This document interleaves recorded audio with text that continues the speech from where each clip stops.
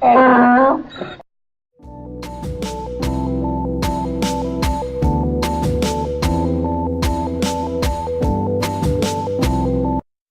welcome back to another GAC podcast where we're going to be discussing games, anime, computers, and collectibles, but not necessarily all those in a week. I'm still your host, Harrison. To my right, Johansson. Hello, James. And to my left. Oh my God, we're back here again. Yeah. I'm Faust. So, what's wrong with being back here again? I don't know. I thought we had escaped. And then I wake up and find myself in this room with you guys. It's like Groundhog's Day, right? Yeah, I know. Yep. You are back here again. Well, yeah. Speaking of things back here again, we're going to talk about Facebook. Oh, Jesus. So, Facebook is in the news. Here's where you can minimize it and go play something else while this is running in the background.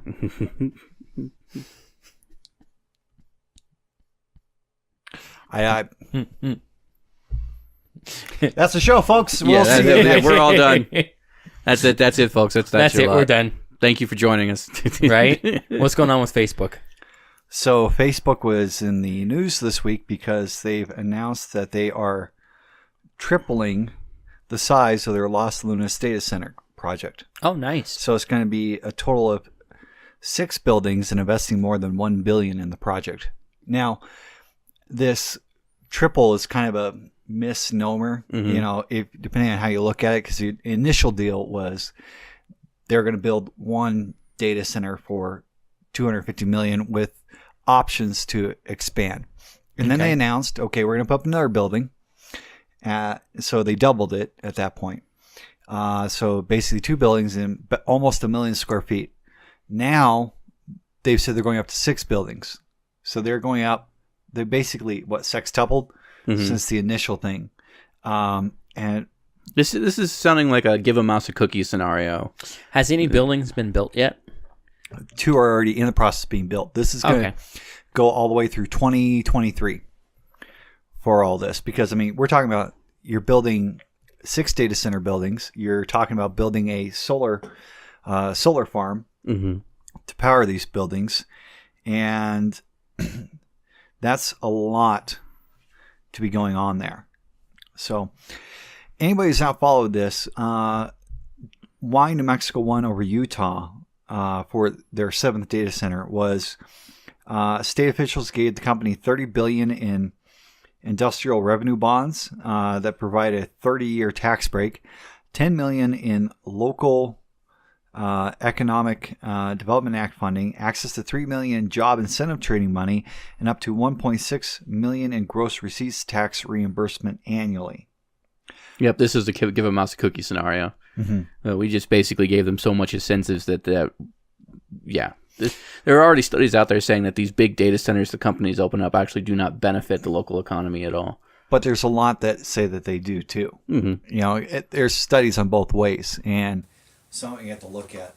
So earlier this month, Los Lunas officials reported that the gross receipts tax revenue has increased to $2 million for the first quarter of the fiscal year because of all the construction and everything.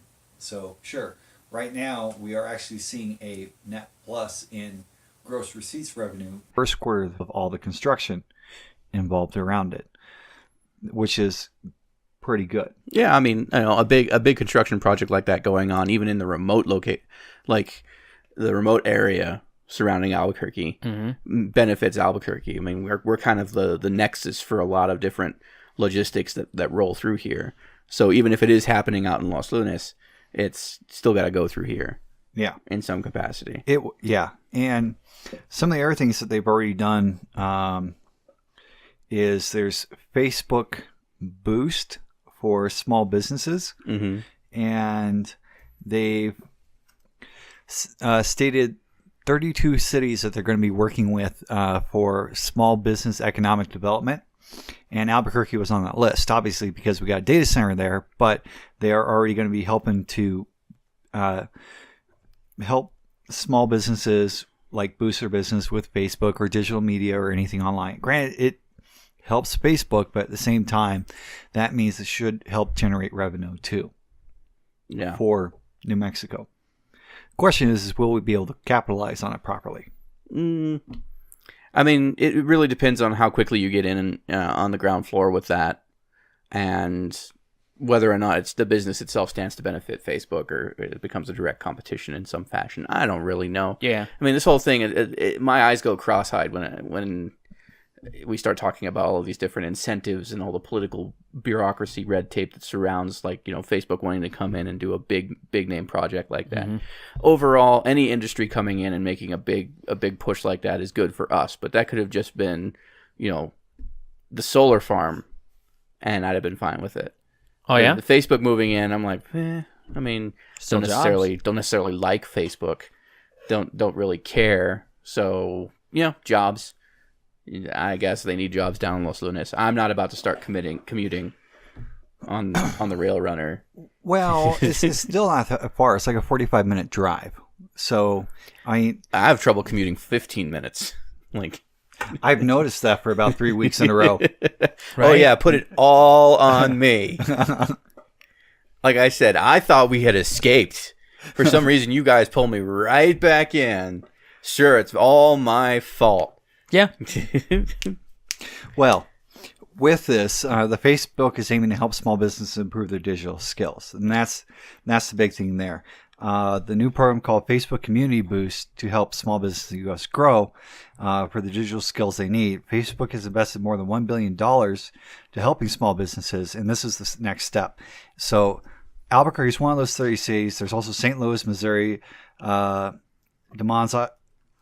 Moines, Iowa, Houston, Texas, Greensville, South Carolina, and some others. So this community boost thing will hopefully help us. And if anything, from a as much as people are like incentives, I think this one is one of the few that New Mexico's not screwing up on. As much as I kind of have a slight disdain for Facebook, Oh yeah. Because, well, it's social media, Mm-hmm. Yeah, I mean, it's a weird emergent thing that got developed.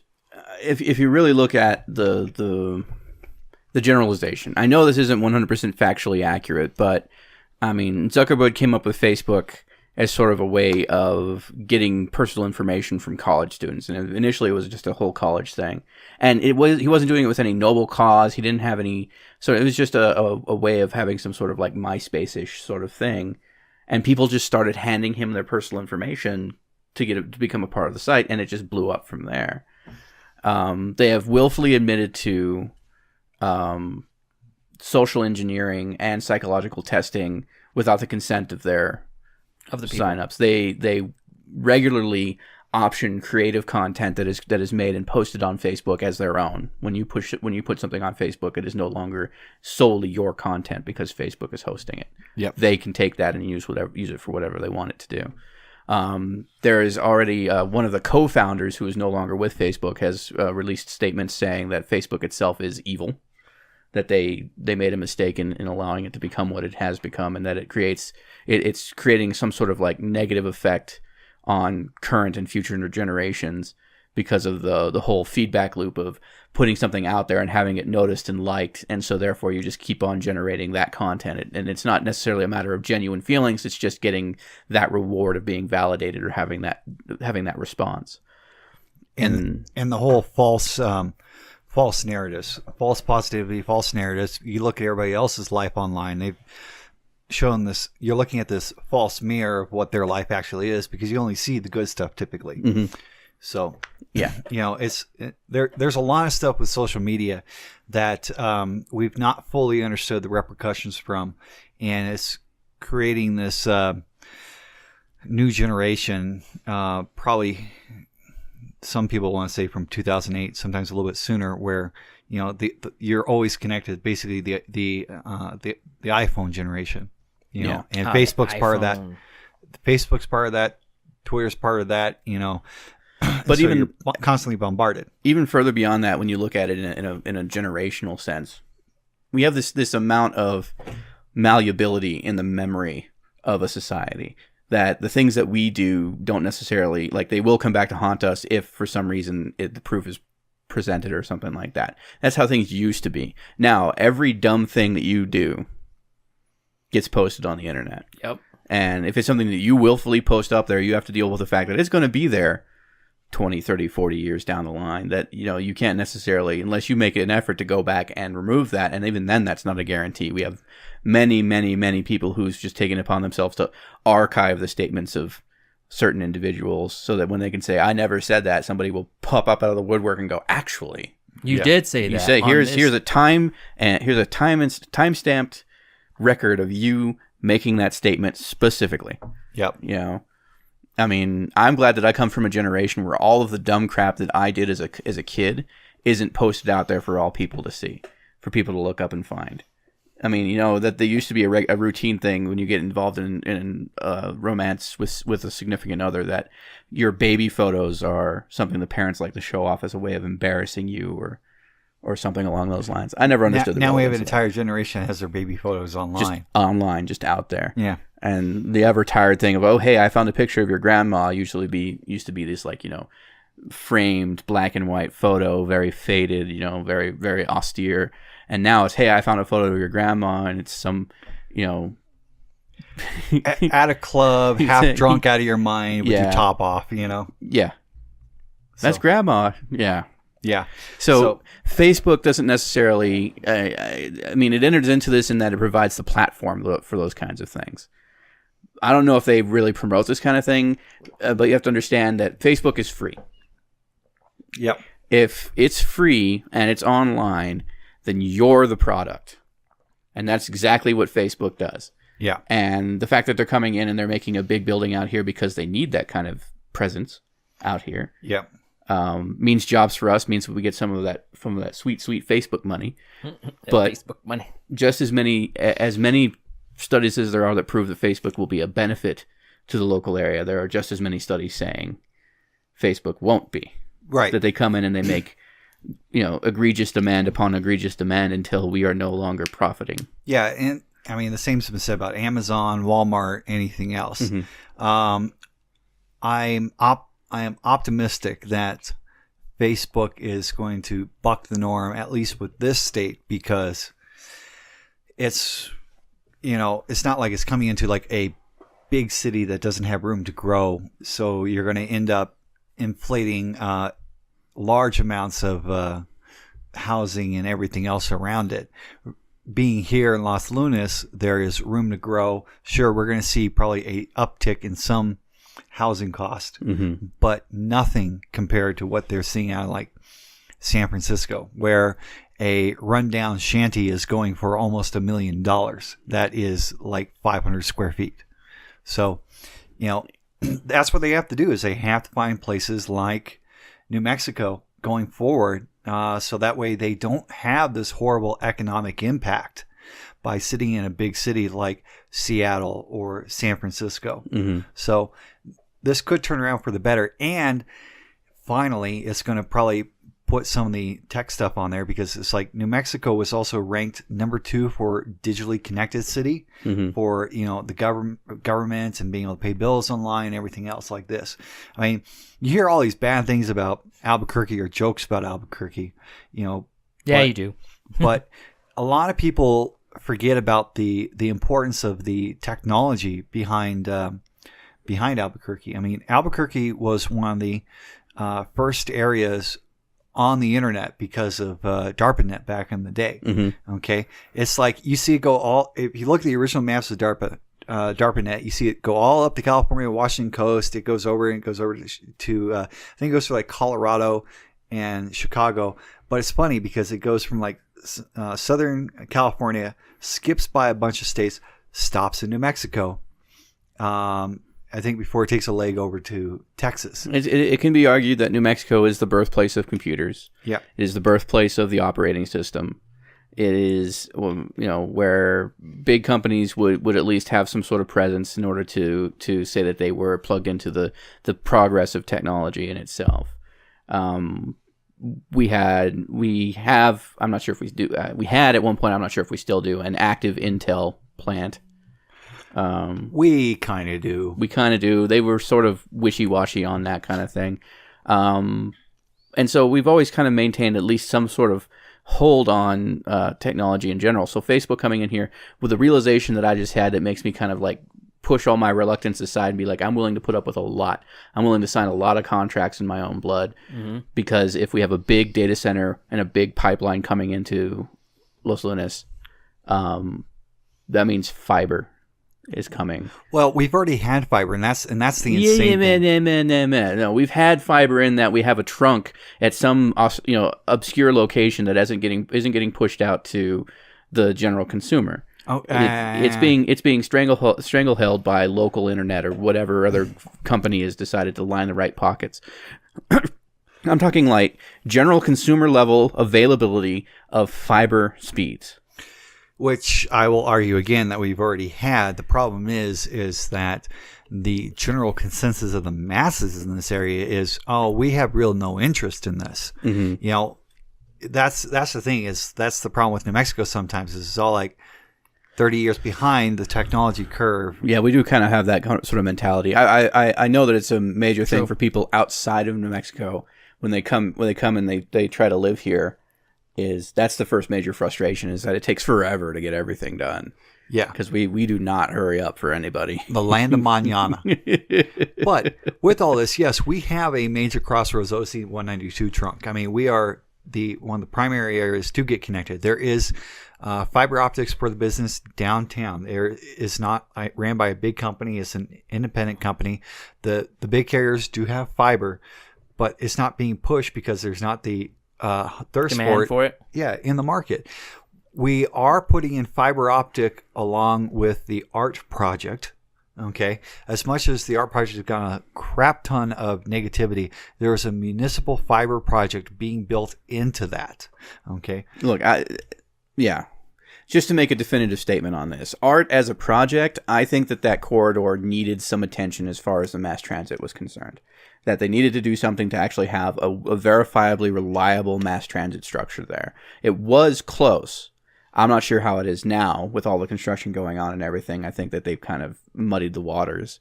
What my problem is with ART is that the way that it happened, the way that it got approved and pushed forward. The fact that a lot of people said no, and they still pushed it through. It's killing businesses all along that corridor, which pushes them out so that bigger businesses can come in and they can gentrify the area. So it's underhanded and sleazy the way that they did it, and just sort of pushed it through without anybody having a say, really.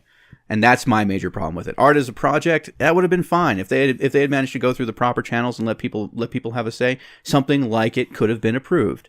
And I don't think that that's what people are really hanging up about. What they're hanging up about is the administration in this city decided to just shove it down our throats and continue ahead as if nothing had happened, even though we had tried to put the brakes on and be like, why don't you let us decide whether or not that's necessary? Yeah.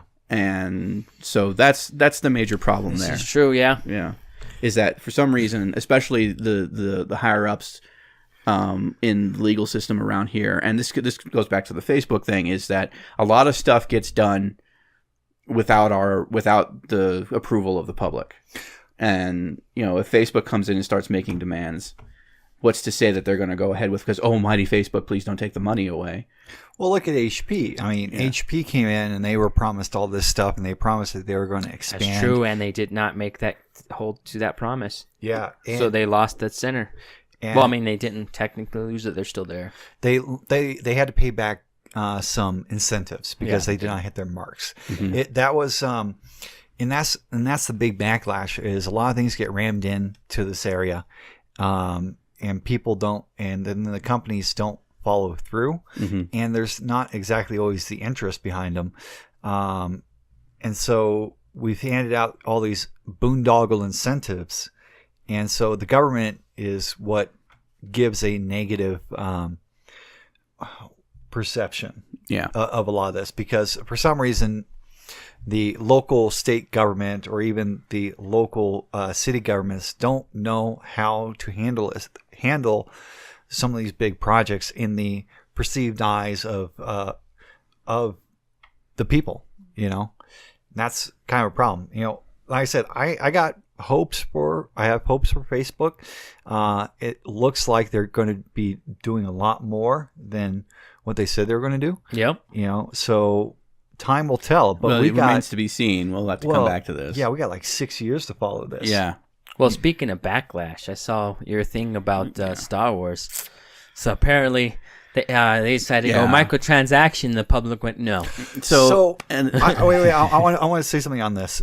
So the funny thing is, okay, so they came out with the microtransactions, and they were talking about this on Reddit. Mm-hmm. They set a new record on Reddit. Okay, most downvoted post. Yeah, the record holder before this was negative 42,000, and this was somebody saying, "Hey, I want everybody to downvote this as a joke." EA comes out trying to make a honest, legitimate statement. Mm-hmm. They managed to not just break this 42,000, they crushed it by tenfold. Yeah. Okay, it was like, how would you guys like microtransaction in our game? No, 237,000 downvotes or some other ungodly number. Yeah. So unless you've been living under a rock, you probably don't know exactly what's going on. So here's a rough timeline. Okay, EA gives out preview access to Star Wars Battlefront 2, which is a long-awaited, anticipated game since the success of Star Wars Battlefront 1. We'll go into that later. So preview access therefore drops the reveal that certain characters that would be heavily played characters are actually locked off to new players as they start the game. And so characters like Luke Skywalker and Darth Vader could take up to 40 hours of gameplay to grind out the necessary in-game credits to unlock them. And this is just 2 out of a roster of characters that people were expecting to be able to play. So it also comes to light that microtransactions and loot boxes containing random character abilities and unlockable heroes are also a part of this structure. And it leads to the most massive backlash that I have seen to date against a game, because if it was just cosmetic stuff, people wouldn't care. Yeah, they wouldn't. I've seen that happen in MMOs. I've seen that happen in major shooters, both popular and old. Even old MMOs like Anarchy Online have microtransactions, but most of it is always cosmetic. It doesn't really lead to... even Overwatch is just cosmetic. Yeah, it's all skins. Yeah. Well, I mean, this is an interesting thing when this all came to light, because when they started talking about this game,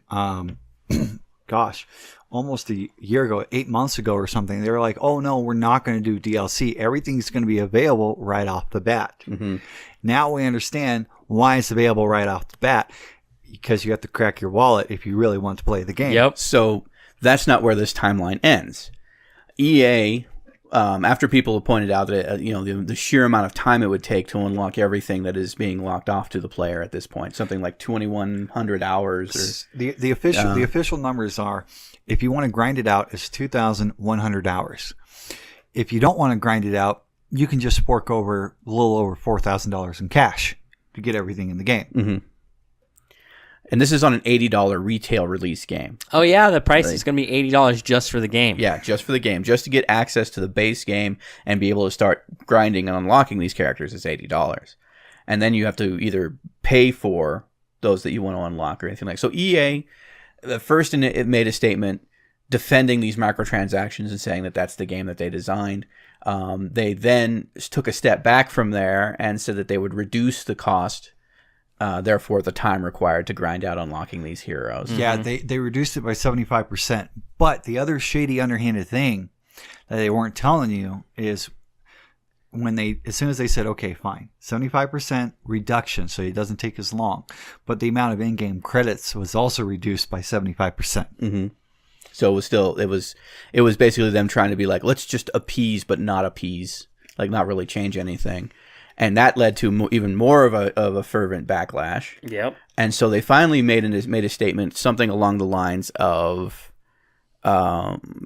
"It's clear that many of you feel that there are still challenges in the design," which is the most diplomatic piece of crap I have ever heard.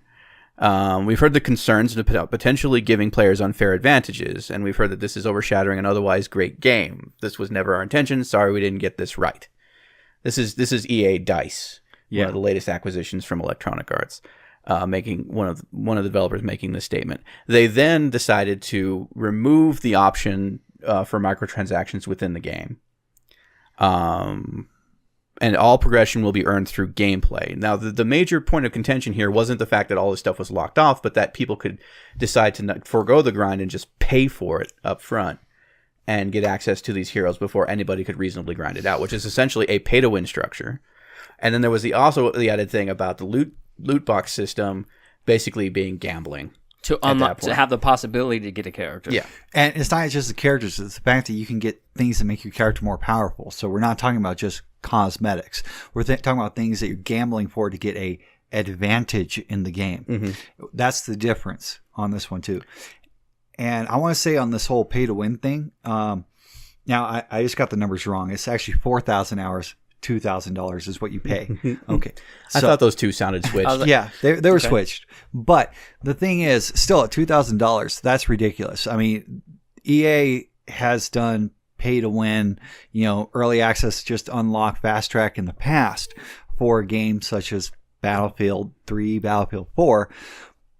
But the backlash comes because, and those are just like $20 or $30, for the fast track. $2,000 is a lot different. Yeah, that's ridiculous. Yeah. Well, if you really don't want it to happen, just do like everyone keeps claiming they're going to do. Boycott the shit out of this. So don't buy it. Don't buy into it.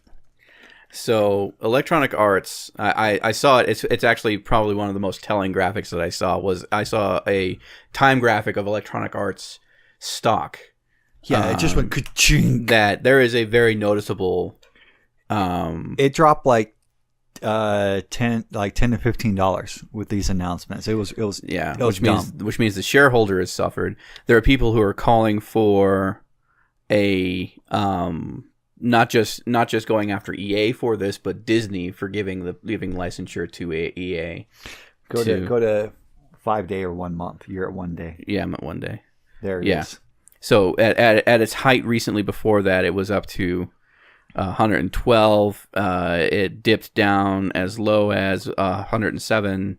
It's currently back up to 108.82, which means that, their stock has taken a substantial decrease because of this. So the backlash has done some damage. Now, there are people out there who are calling for outright blood for this. That this is just the latest in a long line of missteps that EA has made within the gaming community. And on top of that, there are people who are vying for the conspiracy that EA knew that this was going to happen, and that this is the test bed for an aggressive microtransaction strategy that they can start putting out in different games.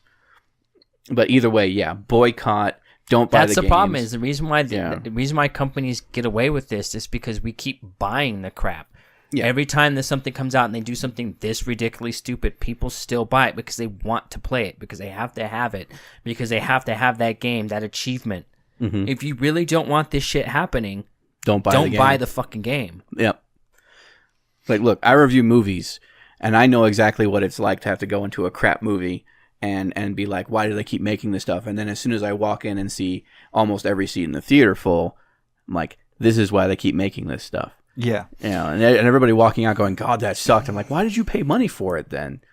If you know a game's going to be bad, then don't buy it. Don't and we obviously see this train wreck that's coming, and just don't buy it. Well, look, there are certain games that I love and I wouldn't pre-order the next installment of. All right? Like, pre-orders are a bad business, because you're basically banking on the idea that this game is going to satisfy you regardless of what comes out, regardless of what trash is dumped out with this day zero patch generation. Mm-hmm. And, it's like, no, I support a company like Blizzard or CD Projekt Red, who is like, it'll be out when it's out, when it's done, when it's ready. Bethesda kind of takes that line as well. ZeniMax, as it were. And they have, these are not like bastions of saintly like corporate business or everything. They all have their detractions.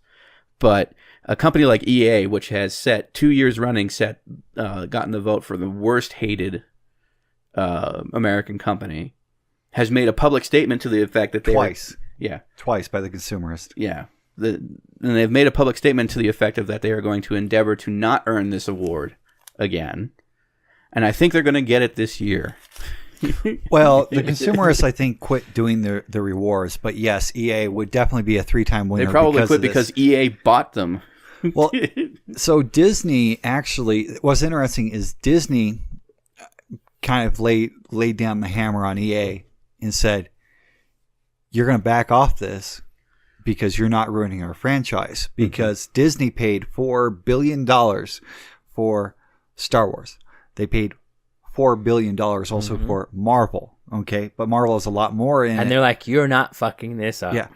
I thought they were fucking it up initially by using EA to begin with, right? To do Battlefront. Let's EA because EA has had a stoic history since Mass Effect 3. Even before that, every sports game that is essentially just a repaid on the same engine, where it's just they just change the names and some of the uniforms, and look, it's the same game. Bam, 2016 because 2017.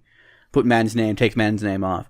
They have so many sports franchises that are keeping them afloat that they can buy up small developers back to front, and they are the swirling whirlpool that has sucked in great developers such as Eidos and Bullfrog that came out with these really awesome games, and they buy up these IPs wholesale, and then the next time you see something like Bullfrog Syndicate, it's this horrible cover-based shooter generic piece of crap, where Syndicate was a real kind of strategy-ish game. And that's just one example. I mean, EA bought up Maxis, masterful creators of SimCity and The Sims. How about that latest installment for both of those games? One is a license to print money, being The Sims, where you can buy the game and play it and realize how horrible it is, and then you want to convince yourself that it's worth playing by buying up all the expansion packs and content stuff for another $30, $40 a pop. Yeah. I mean, and I know that a year down the line, I could be walking through a thrift store or a secondhand software store and just see the shelves lined with Sims 2 and Sims 3 boxes. Going, here's the base game, and here's all of the expansion packs and everything, and they're just going like, please take these away. And then there comes SimCity. Yeah, and I don't think I need to go into much explanation about that. Yeah, they ruined SimCity something awful, with and I think didn't SimCity come out after Mass Effect 3? I think that's what caused the second Golden Poo Award. Because they said, "Oh, look, SimCity. Now you're forced to be online. You have to play it online. You have to. Your city is dependent upon other people, and people are like, fuck this shit. I'm out. Yeah, Yeah, and you're always online, dependent on other people, and the servers are made out of cold cereal and paper mache. Yeah, but they're run by like a half-dead hamster on one of those wheels. But this is an insane. This is just also a trend for how the industry's going.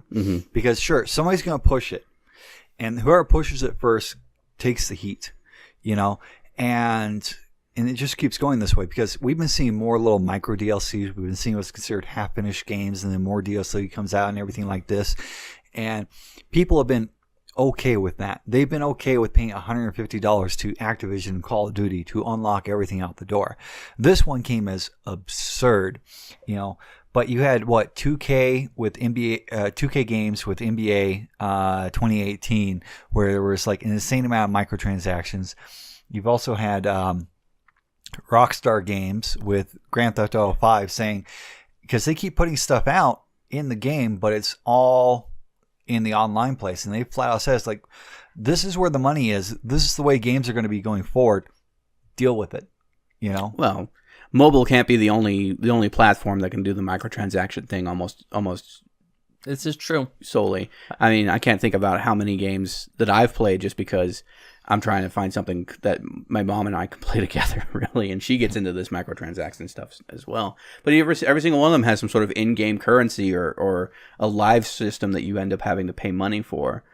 And they get you early off at first by saying, here's a 99 cents deal, get something like that. Here's 10 rupees for 99 cents. My mom recently... You want more? $5. My mom recently admitted she's been playing Township by...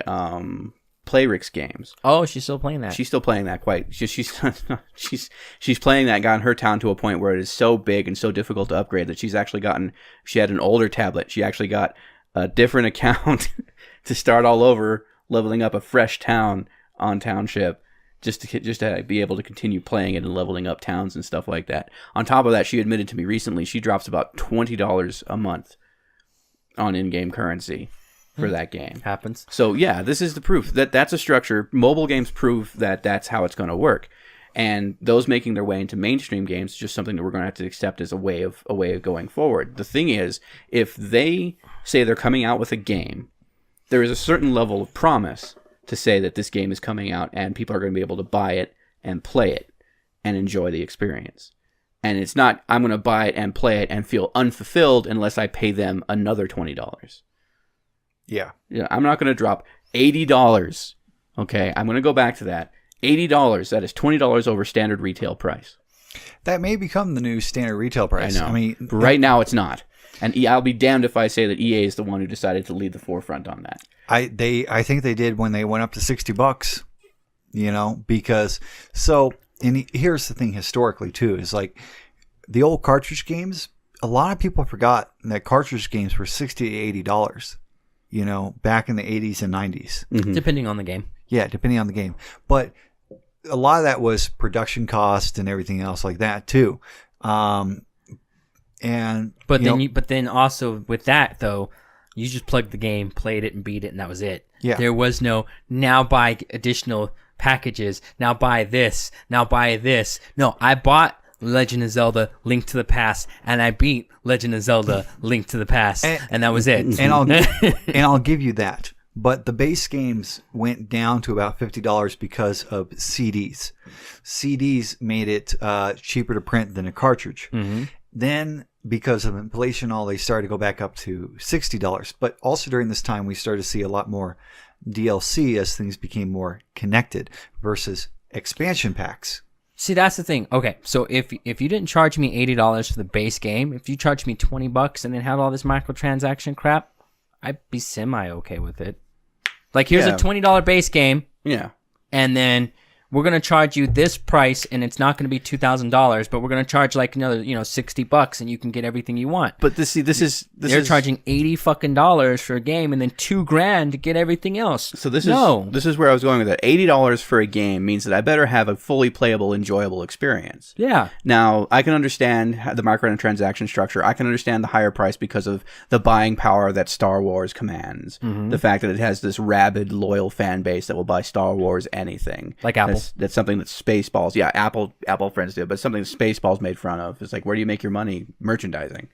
Let's put Star Wars on anything, people are going to buy it. And I think about how much like candy just got thrown away because it's just Star Wars candy or something. Mm-hmm. So, getting to it, when you pay $80 for Star Wars Battlefront 2, a game wherein you fight the battles of Star Wars, and you cannot play Luke Skywalker or Darth Vader, Chewbacca, Han Solo, or any of the characters, the main characters of the fucking story, right? Any of the characters who get cosplayed, and all you end up being is generic stormtrooper, blah blah blah, or generic rebel trooper, blah blah blah, and that's your lot. And you paid $80 out of pocket for that. I mean, they should at least give you a hero unlock to be like, this is your flagship hero, this is your main. Especially you don't even get that. Especially when the last game,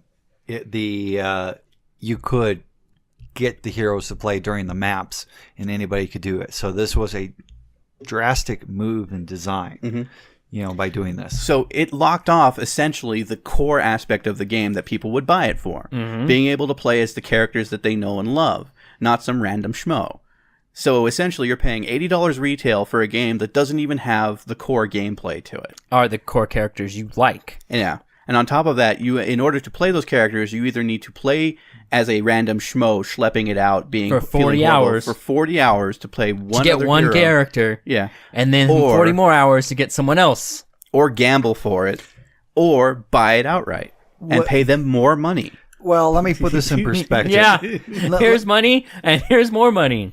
Let me put this in perspective, because the thing is obviously Star Wars, this was getting the most backlash, and it's EA, which is like the evil empire of game designers. This controversy has been going on for a while because of Train Simulator. Okay. Train Simulator, if you ever look at any of those. Oh, yeah. I remember that one because that's ridiculous. If you want everything in that thing, it was like, what, $4,000? $5,000. $5,000. For all the DLC. But you can buy the base game and enjoy it. It's not that's enjoy is a stretch. I actually got Train Simulator 2016 as part of a Humble Bundle. I played it for the tutorial and figured out that maybe driving trains isn't really that entertaining to me. Okay, but in an example, I go from one place to one place. You get a base game for Train Simulator 2016. You can buy all the DLC as add-ons. It's not a thing such as Star Wars Battlefront where you are locked out from things without grinding out the hours, and people can just pay money to get them. And so you're in this unfair playing field because Train Simulator you can just do by itself without buying the other add-ons. And you're not even driving trains alongside other people who are going to drive the trains better and faster because they paid money into it. Yeah. Like, you're not competing with other people. Star Wars Battlefront 2, you are competing directly against other people who, if they pay more money into the game, can just own you. Yeah. And ruin the experience. And then you're like, why am I going to spend 40 hours on this when this guy's just going to fucking camp me? 40 hours sucking being one of the fodder that somebody who paid money into the game gets to kill.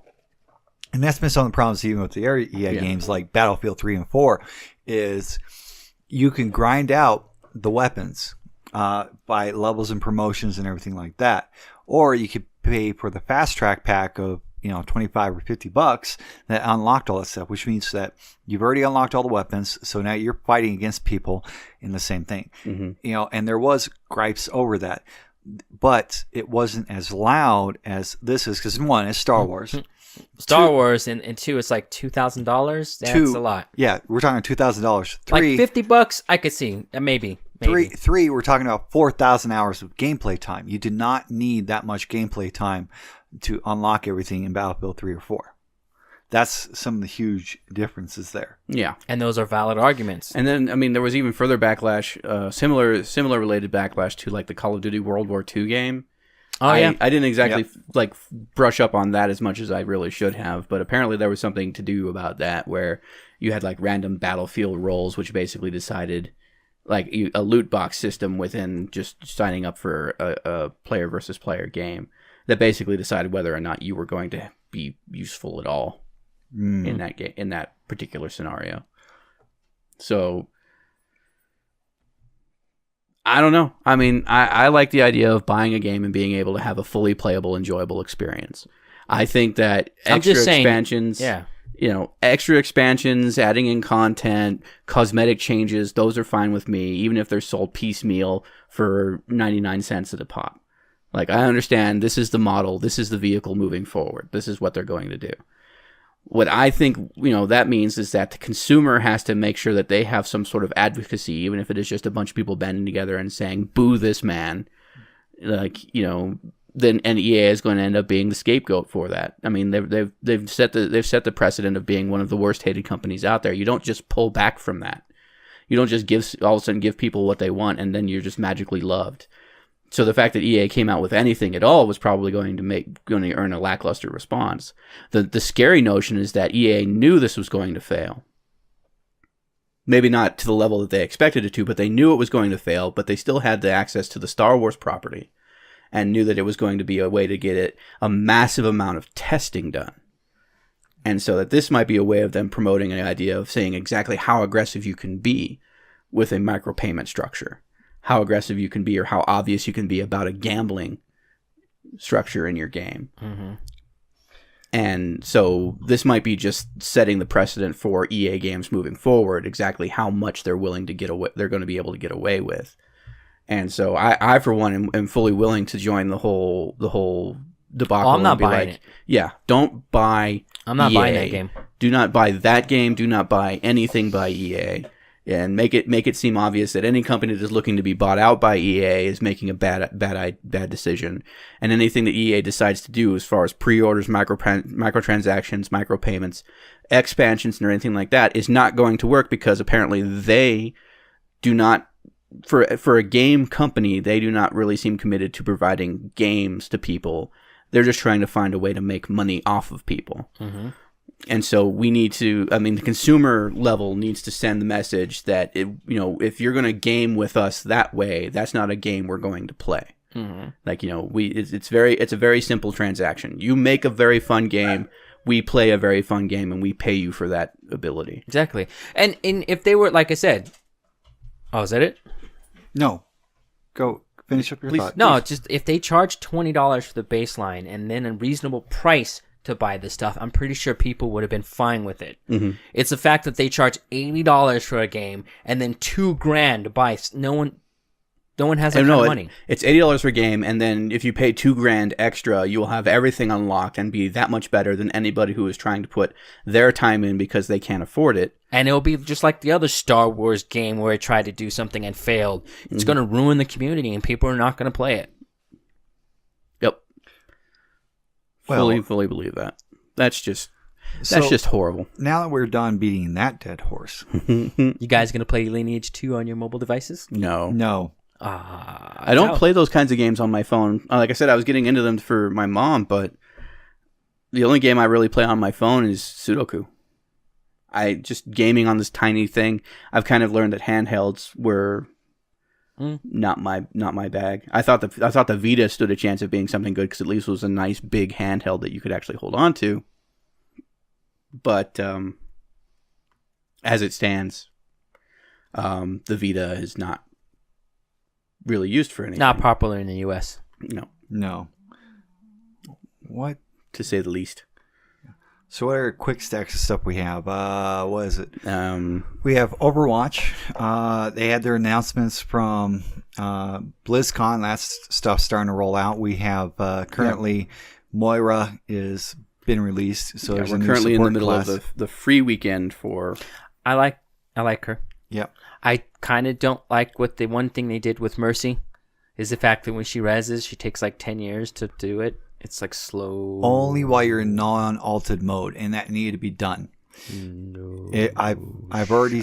It was a bad thing in the game to have her have an instant res like that. Even though they took away her like alt res, the way they redid it just totally changed the dynamic of the game. I like it and hate it. So, as a person who plays a lot of Mercy and competitive, I'm one of the few that is okay with the change. There's a lot of people I'm seeing that are quitting playing Mercy because they don't actually know how to play Mercy. And they were just there to rely on that insta res. Well, we are on record, at least at some structure in the show previous, saying that Mercy was sort of an easy mode Overwatch character before the change.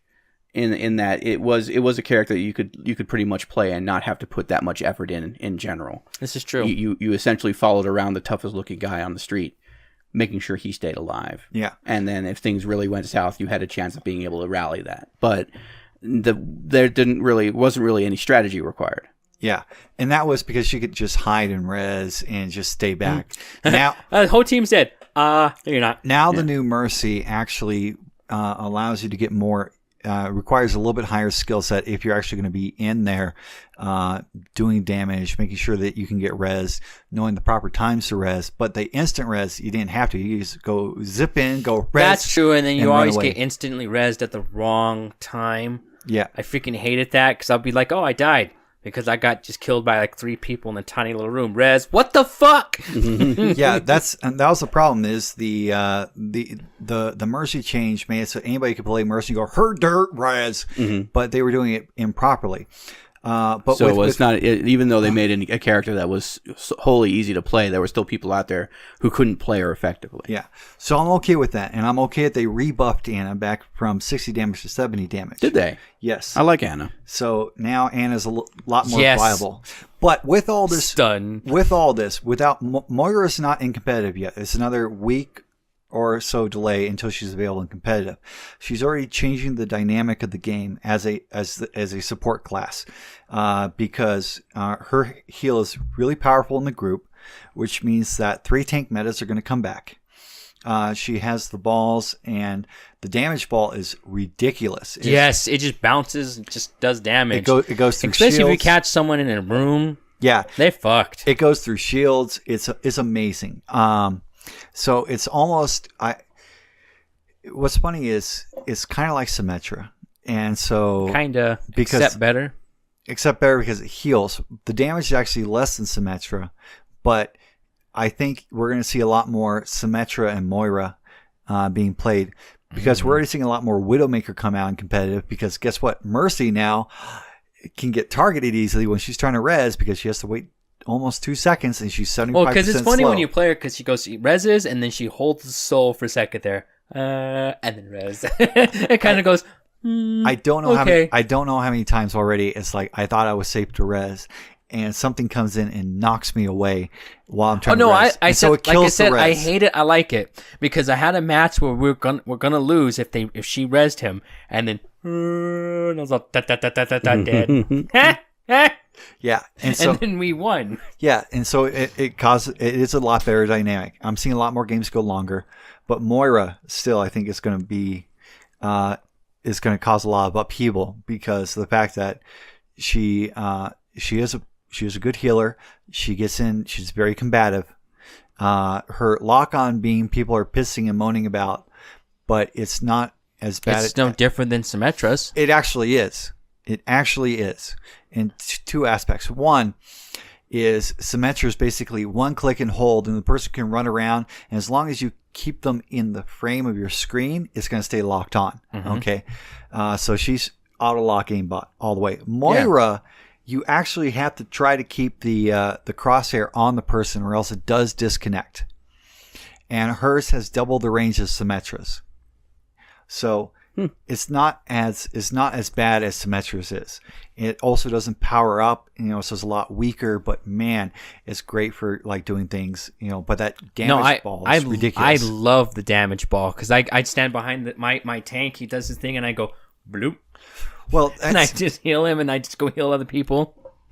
I think Symmetra and Moira are gonna kill the shield wall spam bot combo.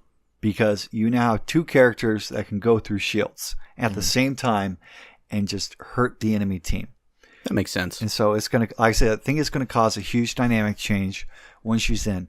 If you're pushing in, it now means you're going to have 3 tanks again because Moira can group heal with her spray. It can AoE heal. So the 3 tank meta is going to come back. And then, you can throw the ball in and everything else. She can get quickly out of the way because of her fade ability. It's just going to make the game a lot more interesting. It's I still enjoy the game right now. Well, I especially enjoy playing random. Every time we talk about it, I say I need to play this game more, and it still is the truth. I mean, for all of the changes that they've made, all of the revisions they've gone through, and all of the heroes that they've released, the last time I played, they weren't even thinking about coming out with who's the quadrupedal Orisa, yeah. I hadn't even heard of Orisa yet. So, and I was having fun just playing random quick matches. I don't even do competitive or anything like that.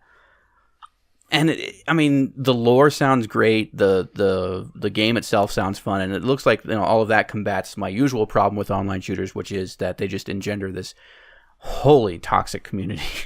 Yeah, there's a toxic community no matter what kind of gaming setup like that. Yeah, I know, but I think accepting that and just saying that that's going to happen is sort of a bad thing. No, I know. I didn't say you should accept it. Yeah. So.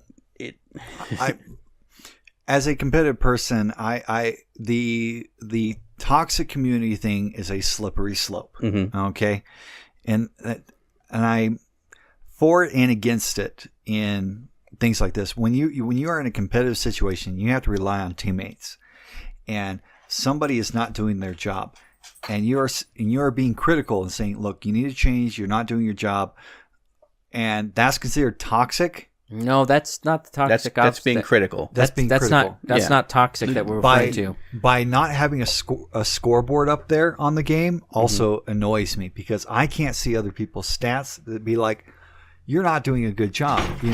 You really need to change. That's annoying me too. So yeah, well, and then on top of that, and this is more prevalent in MOBAs like League and the like, where I've never played personally, but I've seen this before, which is you get the person who joins you in a competitive kind of match, And like, fuck you, you don't know how to play. Fuck you, you don't. Yeah, you're not going to the top lane. It's like you're not even a minute into right, into the and you're like, you don't know what the fuck you're doing. Go to fuck off. They're calling uninstall the fucking game. They're calling out strats. They're giving you They're giving you shit for the characters that have been chosen. They're trying to micromanage absolutely every play on the game. You picked the wrong fucking character. Yeah. This match is a 3-way lane. You need to shut the fuck up and let me play the character I want to play. And so when people don't listen to them, they just get more and more bagged. Right. And it's like, look, the reason we're losing is because you're wasting all of your time complaining what character I need to play. We're down a guy and they're not. Yeah. So that sort of toxicity, sure, that needs to be resolved. And I played with those people too. And those are very obnoxious, especially if they're a lower rank than you. Yeah. But of course then they go, well, I have this other account. No, I can't verify that. Go show me. Why aren't you on your other account? Yeah. Is it because you were such a horrible ass on that account that you got banned? You got banned. Yeah. Well, I have this other account. How far did you get into it before you got banned? Yeah. But but the thing is, it's like, look, that's not working. It's not good for the comp. And they're all like, can you please change? Or look, can we please group up? Or please fall back? And people aren't listening, or they're getting mad at you for telling them how to play the game. It's like I'm not seeing any picks with like Hanzo. I'm not seeing any picks with Widowmaker, or Symmetra. Is not working with our comp. Can you change? And that's just as toxic when you're not willing to change and take the criticism. But the problem is with this whole toxic gaming thing is they want to label the person that's doing that as toxic. Or I'm seeing somebody start. The other night I had somebody yelling because it's like, we need somebody to take care of Pharah. We need somebody to take care of Pharah. Why isn't Pharah going down? They were Diva. Diva is like a majestic whale that can fly through the sky. You can go take care of you can take care of it right now. Okay. Every time Pharah got taken care of, you know who did it? Diva. Me. Yeah. Mercy. Even I know that's bad. Yeah. Why aren't you doing this? You have a better gun. I killed her. Yay! Yeah. I was getting my alt charge so fast during that match. Because I was able hate to that keep because you're people like, alive. you have the machine that could fly. Which is the offshoot, because you're gonna have to charge up your ult because you need it, because you're wasting all this time trying to kill Pharah when you should be healing people. You know what I like doing is when you're Anna and you see Pharah, and you're on the ground. Yeah. So we had this person, completely basically being the person bitching, but they're not playing their character properly. It's like, and there's certain people, it's like, look, this isn't working, or they're bitching and they're not changing their person. It's like, look, you need to change. And then you tell them to change and they're like, why don't you change? And I love doing this as a healer. When they start griping, I'm like, as soon as I start hearing a couple of people griping, it's like, well, if you want, I can change off Mercy and play this. And they're like, oh, no. No, we need a healer. We need JK, LOL, I'll change. Yeah. I'll change. We need a healer. Yeah, so as the healer, so he was like, well, right? I won't heal you guys. I can do that. That was my major fallback when I was I like playing support. I like healing. I get what he means though by that, because I had that happen at work. Why didn't you call me before you showed up? I can leave. And I could go call you. No. No. You're here. You're here. Come fix the problem. Right. But it happened the other day. All right, I could just leave. When I'm playing a support character, and more often than not, my experience is in World of Warcraft, and we would be within pugs or something like that, and people would do dumb stuff. My rule was I can't heal stupid. Yeah. I can heal. I can make up for a healer who doesn't know what they're doing. I can heal a bad tank.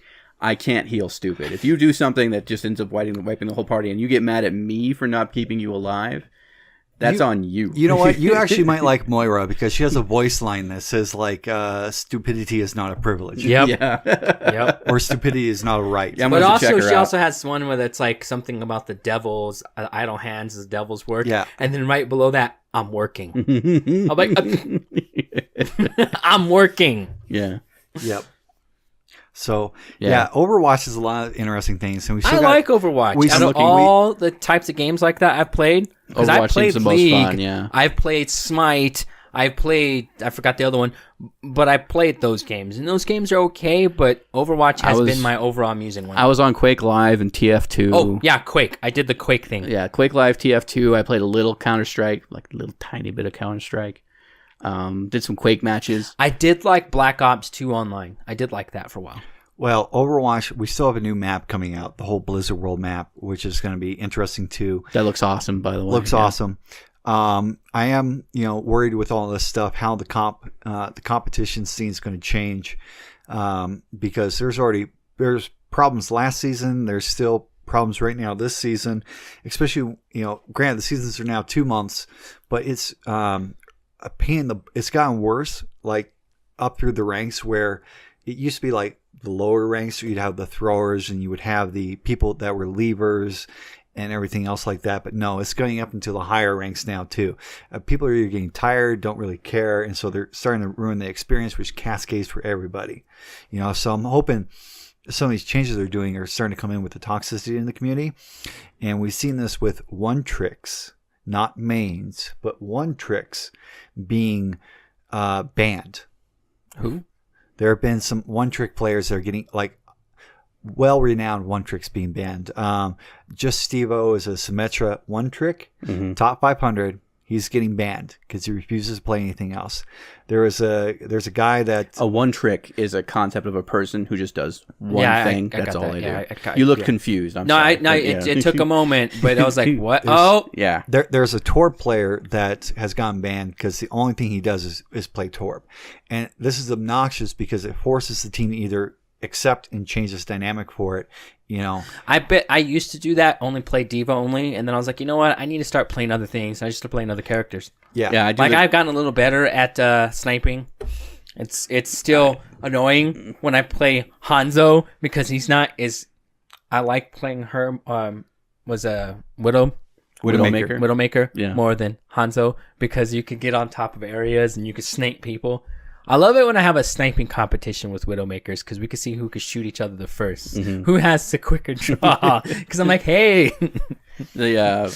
I've never really found myself a main character. There are characters I like playing more than most. I like playing Anna, Torbjorn, and Reinhardt. I am not good at Reinhardt. I love Reinhardt. Okay, so mine's Diva, Reinhardt, and Mei. No, Mei, then Reinhardt. Because I like Mei. Mei's cute, and I like her outfits, and her abilities are awesome. She has some really big abilities, yes. Yes. I love freezing shit. You see what he did there? But no, Reinhardt's awesome, dude. I just take the quick matches. Like, I go in a quick match, and they just hand you a random character. Go play.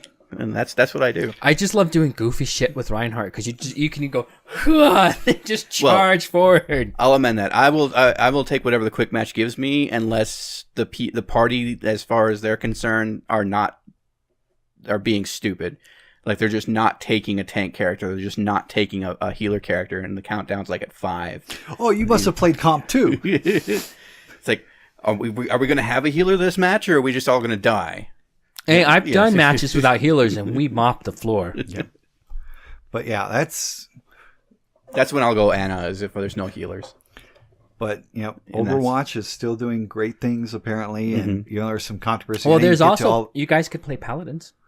No. Quit trying to push your sponsorships on us. And on that, this has been the GAC podcast. You can check us out on Google Play Music in the podcast section. We're up on Apple iTunes. You can find us on Twitter, Facebook, Google, YouTube, and we will see you next time. Bye, guys. Yeah. There was a 7th grader, speaking of Donald Trump, there was a 7th grader who was going on a field trip to CNN. He decided to wear a fake news network t-shirt. Yeah. Yeah. And he was told he couldn't go because of his t-shirt.